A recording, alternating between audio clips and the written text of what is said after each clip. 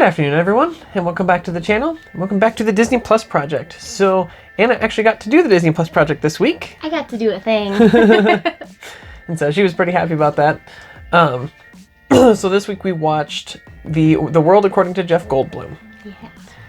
So that was pretty interesting. I really liked that. We didn't watch the first episode. Right, because I had actually seen the whole first episode. And that was the only one that you had seen. So we wanted to watch something that was new to both of us, so we picked a random episode like in the middle. Yeah, it was like episode 6, I think, is what we ended up watching. It was between episode 3, which was about tattoos, or episodes like 6 or 7 or whatever it was that was about gaming. And so we did the one about gaming. Mm-hmm. And that was really, really interesting. I really enjoyed that. Yeah, it's kind of interesting. I mean, we're both pretty into video games. I wouldn't say we're like hardcore gamers or anything. I mean, I was for a while, but we're both pretty. I was hardcore at video games, but I sucked at them, so that was great. You were into them. You weren't very good at them. Yeah.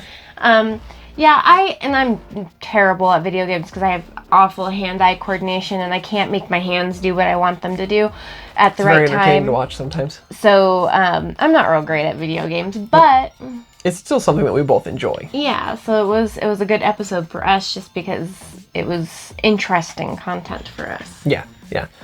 And Jeff Goldblum is a very, very interesting person. He's really charismatic. He's very charismatic. Fun to watch. Yeah. Just because he is who he is and he doesn't really care.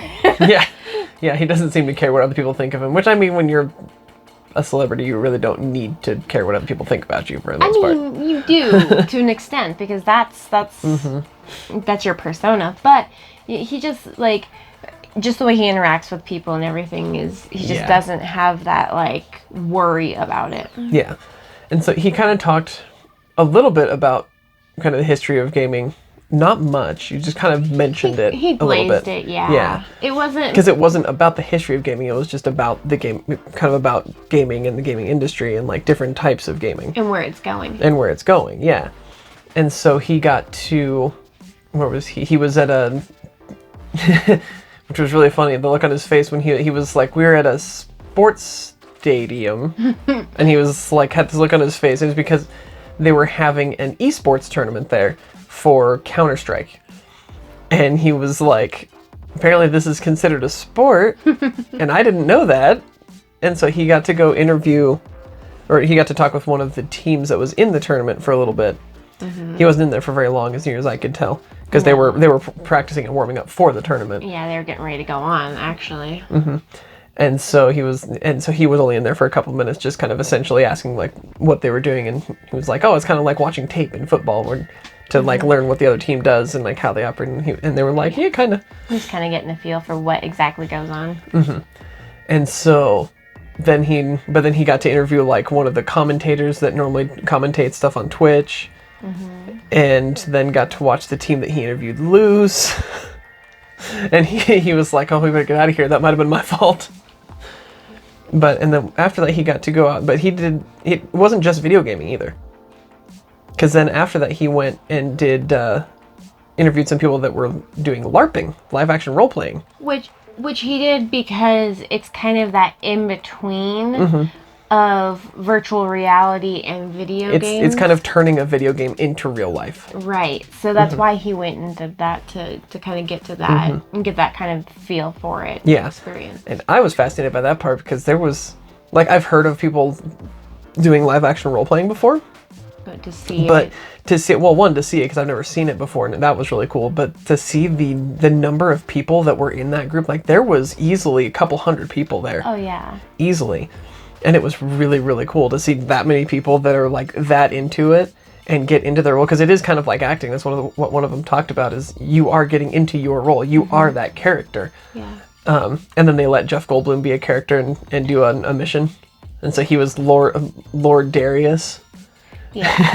And like the mission was that he was supposed to survive an assassination attempt and get to this stage, and like it was really cool. Yeah.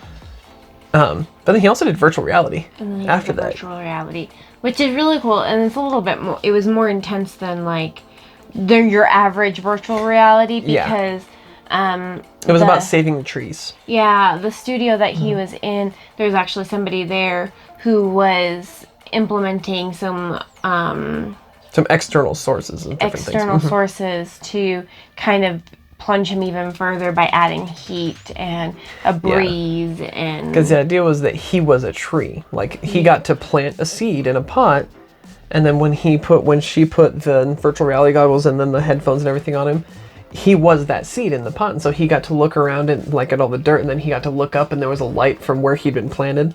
And then he was growing up through that light, and he got to look around at all the other trees because he was the tallest tree in the rainforest. Is what it was.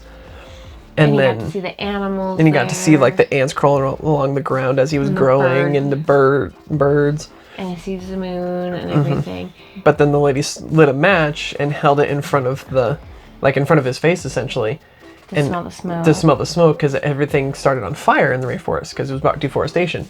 And so and then she put a heater next to his legs so he could feel the heat, and like he was just so immersed in it. It was really, really cool to watch. Yeah. Because the lady that was using virtual reality to try to raise awareness for deforestation.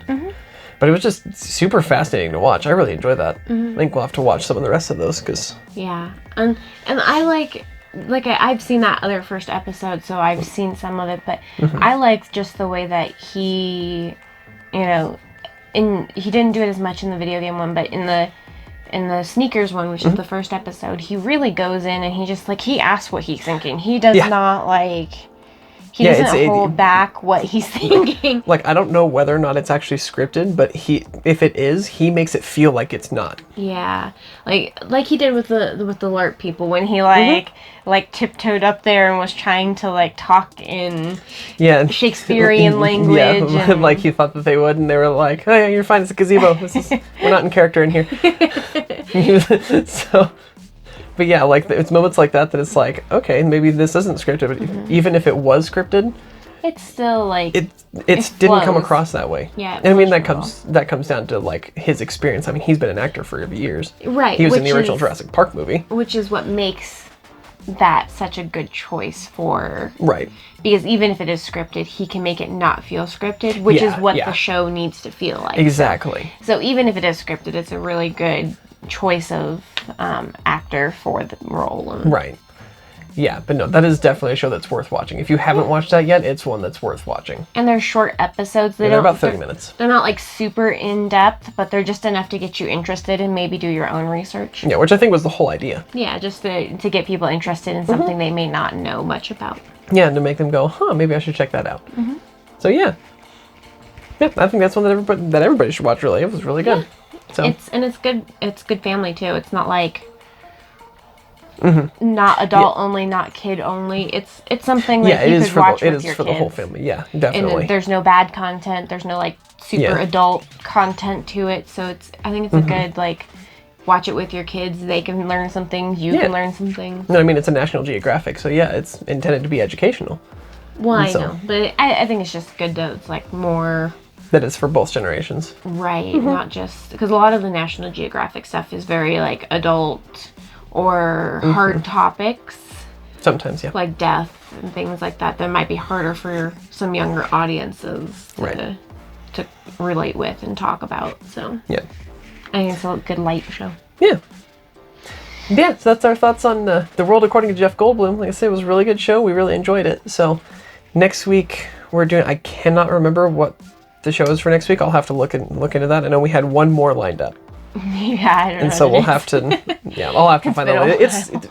This room is a mess right now, and so I'll have to go through and find it because it's written down somewhere. I know that much. It was a National Geographic one. That's all I can tell you. Oh, I remember it. Hostile Planet. Oh, okay. I remember. Just had to wait for my brain to kick in. Hostile Planet will be the next one that we do. So, yeah. So thank you all for joining us this week. We hope to see you again next week. If you're new to the channel, make sure you hit that subscribe button. And if you enjoy our content, go ahead and drop a like and a comment down below. Let us know how we're doing. Let us know for this one, let us know if there's any shows on Disney Plus that you'd like to see us do. Yeah. Because we're really up for anything. So, anyways, thank you all for joining us. And as always, don't forget to thank the Phoenicians.